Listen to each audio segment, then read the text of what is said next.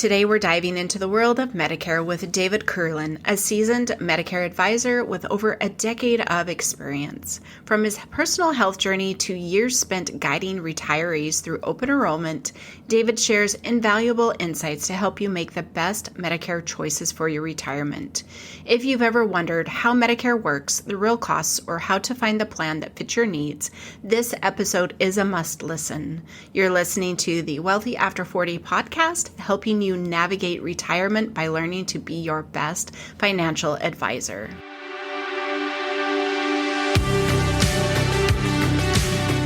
Welcome to Wealthy After 40, where I help you turn retirement uncertainty into a clear, actionable plan. If you're thinking about retirement but feel unsure whether it's even possible, I understand. The gap between where you are now and where you want to be can feel overwhelming, but it doesn't have to. Hi, I'm Daylene Higgins, founder of Elevate Finances and your personal financial coach. Having retired at the age of 50 and have enjoyed over 2 years of retirement bliss, I'm here to help you create your retirement dream and make it a reality. No more wondering, no more guessing, just taking action and building a future for yourself. Join me each week as I guide you through essential topics such as budgeting, cash flow, lifestyle planning, debt and savings, insurance, Medicare, and Social Security. Together, we'll build a strategy to help you achieve the retirement you've always desired. It's time to shift from uncertain to unstoppable and make your retirement dreams a reality. Hey there, listeners. Retirement planning doesn't have to be complicated or overwhelming. I've got you covered with my free retirement readiness checklist, a step-by-step guide to building a solid financial plan for retirement. Whether you're focused on ditching debt, boosting your savings, or mapping out your retirement goals, this checklist will guide you with clear steps tailored to where you are, whether you're 2, 5, or even 10 years away from retirement. Grab it now down in the show notes or on my website, elevatefinances.us/retire now, and start your journey to a happy, stress-free retirement today. Welcome, David, to the podcast. I'm so excited for the listeners to, number one, hear your story, but also learn from you as they're headed into retirement and really curious about Medicare. Can you start by sharing a bit about yourself and how you came to learn so much about Medicare? Well, first of all, Daly, thank you for having me. And I am very happy to share my story. I grew up as a privileged young man in Lancaster County, red meat 4 nights a week, and through high school. And I was always the big kid. I was always the big kid. As we played football and we got into our working careers, I got into manufacturing and kind of gained a lot of weight. As my responsibility rose, my physical labor lessened, and 20 years later, that took me to about age 40. I was at 430 pounds. At that point, I decided to have gastric bypass. That took me to approximately 300 pounds for the better part of 15 years. Beginning of COVID, I was placed on Ozempic. For my type 2 blood sugar, that my diabetes was out of control. That has taken me from 300 pounds down to about 205. In that process, while I was 400 pounds and on the way back down to 300, there were multiple joint replacements, back surgeries. So I kind of feel I'm uniquely qualified to counsel people on health insurance. Yeah, it's very good. It's quite the story. What was your first experience with Medicare? Now, I understand you were on disability, but you also speak to regular Medicare, correct? Yeah. I never was on a Medicare disability plan. Okay. I got involved with Medicare when I started in financial services industry. I got out of manufacturing and I went to work for Prudential, The Rock. There we were talking to people about life insurance and annuities, and investments and retirement planning. And well, I knew how to do that, but I didn't know about Medicare. And that's what clients were asking. What about Medicare?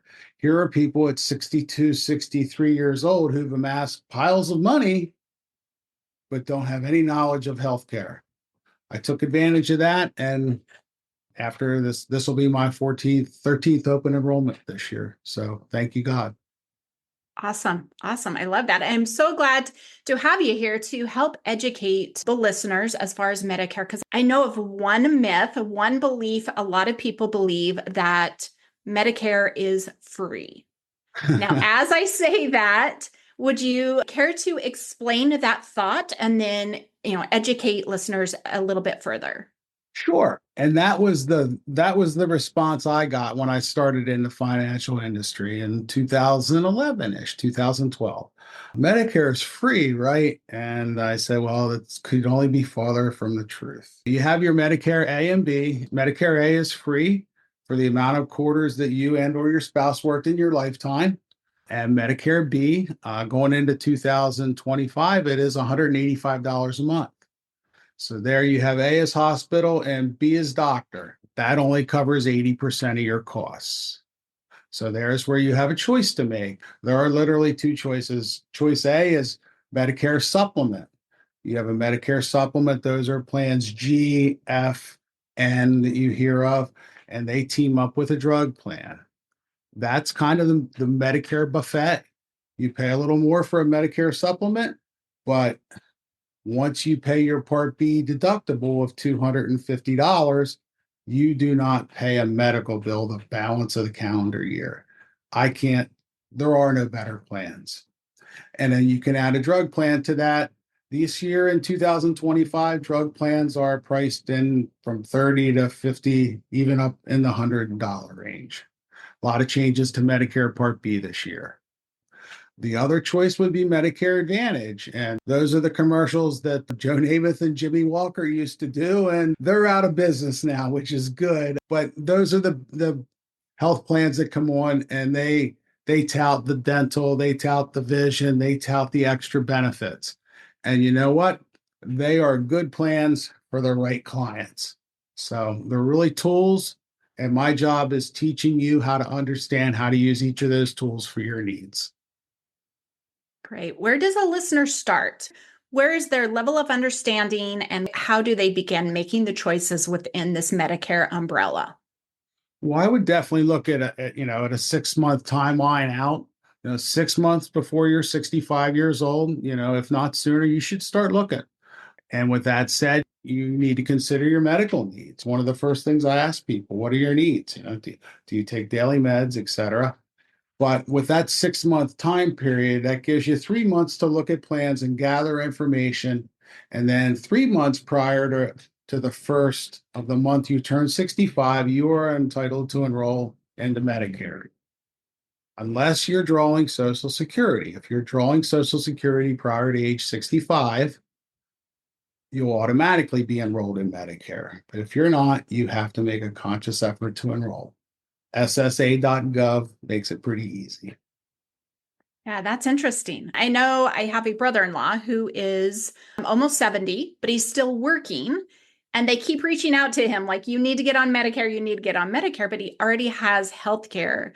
Obviously, they're doing their job in getting you enrolled, but we need to make sure we're taking those right steps. Do you have anything to add to that? It's interesting you mentioned your brother-in-law and working to age 70. There's penalties that do occur in Medicare. And when those penalties occur, it's when a client goes a period of time without credible coverage. Clients are able to work in the workforce as long as they stay on group health plans. But when they leave that and go to Medicare, they have a 60-day window to leave that group plan and to get into a Medicare plan to not have a penalty occur. If they go 60 days without a drug plan or without Part B coverage, then penalties would occur. Good to know. Okay, so let's get to the specifics of Medicare, how it works. How do individuals, work with doctors and other providers? Sure. Any things they need to expect or plan for or be aware of? Really, it depends on which plan you take. The supplement plans, Medicare supplement plan G and F and N, those plans have no networks. Any doctor that accepts Medicare will accept your plan. And then those plans are teamed up with drug plans that are nationally recognized. And we pick your drug plan depending on which drugs you take and how that plan treats them more favorable than others. Some plans treat drugs like Eliquis more favorable than others in our area. So you actually go through Medicare.gov, enter the client's medications, and then look at what comes out as far as the most efficient, lowest cost for the drugs and cost of the monthly premium plan. Good to know. With Medicare Advantage, then every time you use a benefit on the Medicare Advantage side, you have to think network, network, network. The two major differences. Medicare Advantage is a pay as you go kind of plan. You pay for services as you use them. Hospital stay. It's a plan in our area this year. Hospital stays are $175 a day for the first 7 days. Rehab facility after a Medicare client would leave, a hospital, they may not be able to go back home right away. So they may need to enter a rehab facility. Under Medicare Advantage plans, those copays are $10 a day for the first 20 days. Under a Medicare supplement plan, there are no costs. Once the $250 deductible is met on Part B, it pays for everything. So, oh, good. So what advice would you give to someone who is unsure as they're hearing you talk about the different coverages, how they would understand better the best coverage for themselves? Wow, needs-based. If you're in your early 60s and say you have some healthcare needs. Myself, I'm type 2 diabetic. I use Ozempic, and that's a very important part of my medicine regimen. I chose an individual plan on Penny that covers my Ozempic. Now, with a client on Medicare, if they're using Ozempic, there's plans that treat that well, but it's really a needs and medication-based start is how we do it. We take a client's meds, put them in Medicare.gov, but if they come in and they don't have any meds and they appear height weight appropriate and perhaps are wearing a gym outfit that they just came from working out, that person has taken their health care serious and is planned properly for those golden years. Good to hear. Open enrollment happens once a year as people, come onto Medicare and they're on it. How should they take advantage of this open enrollment? It's what happens when we're working. There's always this open enrollment and a reassess. Can you kind of guide listeners as to what that means for Medicare? You're referring to the fall annual open enrollment, October 15th to December 7th. And with that said, everyone's needs change. And Medicare drug plans are showing significant changes this year, along with Advantage plans. If you are currently in Medicare and you're going into an open enrollment or an annual enrollment, you would receive what's called an annual notice of change, an ANOC document. And that would tell you about changes in your plan. You would call me, and make an appointment for October 15th, first day of open enrollment. And you come in and sit down. And one of my first questions would be, what didn't you like about your plan last year? Well, I just want something better. Get that answer all the time. So address the needs. Some people, different Advantage vendors are cutting back on what are called over-the-counter benefits, where clients can go in and pick up personal care items at pharmacies and drugstores.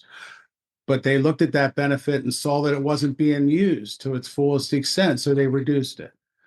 Other clients look for a dental benefit, where in our area, Aetna has really reduced their dental benefit down to $1,000 a year, but we have a local provider, UPMC, that literally has a $5,000 dental benefit in their Advantage plan. So it's really what the client's needs are is what drives your healthcare decisions, in my mind. Yeah, very important. I know as I got off with employer benefits and onto my own, I discovered my dentist had a dental plan. It's also wise to check with your dentist who you might already be seeing. What do they have and can that serve you better? I think that's so important. I can get you the greatest dental plan in the world, but if he doesn't take it, it's not it's not worth anything. Yeah. I know we already talked about one misconception about Medicare. Are there any others that people come to you and you're like, yeah, that's not true, or oh, that's an assumption that a lot of them make, just to Uh, kind of help the listeners understand better? I think the people that just think they only need Medicare A and B, um, but those people may not necessarily be in your audience, because your audience is looking at financial responsibilities. It's the people that don't have the after Medicare A and B, and no one sat down with them and explained things to them. Those are the ones that I feel sorry for, because they're not aware. People that read recent publications about retirement planning are going to be, and especially if they've disciplined themselves to save and prosper financially, they're preparing for this, and my job's to guide them the right way. Yeah. Yeah. So other than maybe their, employer benefit with their 401 and that giving them some financial planning advice, is there a better place or another place individuals can go learn more about Medicare or healthcare, as a retiree? Find a local trusted Medicare advisor, someone like myself. I mean, I sit down with people at kitchen tables, throughout the annual enrollment period. I work in the central Pennsylvania area. I don't know where your clients are located at, but that's what I would say. Find a local professional. Medicare.gov is a great resource, but that's almost too much information that could cause someone to overanalyze it. Don't overanalyze it. The supplement advantage, different. There's some Medicare supplement differences. A high deductible plan, and there's Medicare savings plans. I can sign you up for Plan G, and you can set it and forget it for the most part. Yeah. Well, as you're saying, the letters, I remember my parents had Part D, and I don't know about the evolution of Medicare. I really don't know, much more, but I know how important an additional supplemental is. And I shared that with a coworker who was, finishing up, I think he was in his 70s. He was ready to head out. And I said, hey, you're going to need this. He had not a clue. But I think it's important, as you're talking about these letters, to have listeners, when they meet with somebody, usually you're going to find them at an insurance agency. That is where I found my medical benefits person. You can do I always call them an arm's length referral. Ask around people you trust, people you care about, who they work with and what they've learned, and then go and sit with them. So I think that's very huge. But as they hear these parts and as they hear this advantage, do they just need to sit with that person and ask more specific questions? It's really needs focused. I mean, I've recently sat with a family, husband, wife, that she was leaving commercial or, work sponsored insurance. And, her husband he's 61, and he's been on dialysis for 10 years. So can you imagine the questions that they had? 4 trips to their home, and the last 3, they were smiling and laughing when I left, but the concerns came back, and we just readdressed them. And it's a matter of trusting your agent, and it's a personal relationship that my people have a guy. If you have a question, you call David. I can help you. When you have unique needs, that client with the dialysis, medication needs, treatment needs, utilitarian needs for supplies. We reviewed it all. They're very happy with their coverage. Good, good. Ask questions, dive into it. We have some knowledge about healthcare. As we take our employer-sponsored healthcare knowledge, is there much that changes and headed into Medicare? Other than knowing these different parts, is it function pretty much the same way? It does. A lot of work sponsored plans you're going to see the words PPO, HMO, EPO. PPO is a preferred provider organization. EPO is exclusive provider. HMO is a home maintenance. These are all restrictive networks that if you use Advantage plans, those summary of benefits are going to look very similar. because you're going to have a copay type of system like you did in your workplace insurance. Whereas with the Medicare supplement plan, the chart is pretty basic and it covers, it covers everything. It covers excess Part B charges. There's even benefits for international travel. A lot of people don't know that if you leave the United States, Medicare A and B do not cover you at all. So Advantage plans and Medicare supplement plans pick that up for you with limitations. So please check your plan before you travel. Yeah, that's good to know. That's really good to know for retirees to be able to do that. I guess my next question that I know with working with doctors and hospitals, as far as billings and anything left over to pay, with Medicare, does that become an issue? Like how the process of that, they submit it to Medicare, I'm watching for something, and then if there's a balance left over to pay, how do I know? How can I educate myself in being able to pay what's appropriate? Okay. With a Medicare Advantage plan, you're going to get an explanation, an EOB, explanation of benefits once the service is performed. And then they're going to show you who is paying what. That EOB you'll have to digest for a few weeks until you get your bill. Advantage plans are copay based. You're going to get every service is a copay, and they're generally pretty good on how they bill through that process. Obviously, you want to check your receipts there, but that would be the Advantage process. The supplement process is pay the $250 deductible to Medicare Part B, and there is no bill. You show your Medicare Plan G, there is no bill. So it makes it very simple. If it's not a financial hardship, the supplement plan is the way to go. You can always go back to a Medicare Advantage plan. You can't always leave a Medicare Advantage plan and go to a supplement plan. Good to know. All right, as we're winding down, any last thoughts or advice for people wanting to feel more confident and informed about Medicare as part of their retirement journey? Any last thoughts? I actually work in central Pennsylvania, in the Lancaster area, and I'm licensed in Delaware, Maryland, and soon to be Florida. My business is lakeviewbenefits.com, and my email is listed there, david@lakeviewbenefits. I'd be more than happy to answer anyone's questions about Medicare and help guide you in your goals to retirement, healthcare and retirement. Also work with individuals and small businesses as well. Always happy to share what I know to help other people navigate healthcare better. Thank you for that. I know my journey has all been about financial knowledge, and I think that's the same with healthcare, being able to learn as much as you can.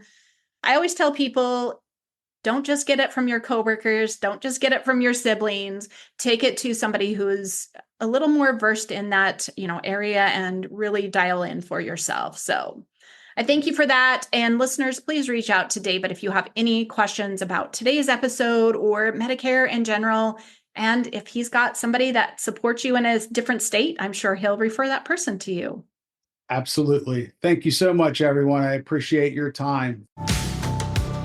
Thanks for listening. Each week, my goal is to help you get one step closer to retirement so you can be excited for that big day instead of stressed and just hoping it will work out. If today's episode got you thinking about your retirement plans and you're wondering if you're on the right track, I'd love to connect. Let's explore how you can confidently design the retirement you've always dreamed of by booking your free retirement vision session today. In this 30-minute call, we'll clarify your cash flow, what's coming in, going out, explore or refine your retirement dreams, and make sure you're not missing any key areas that may impact or delay you in reaching your retirement goal. Book your call using the link in the show notes below. Don't wait to get clarity. Take that first step toward your dream retirement today.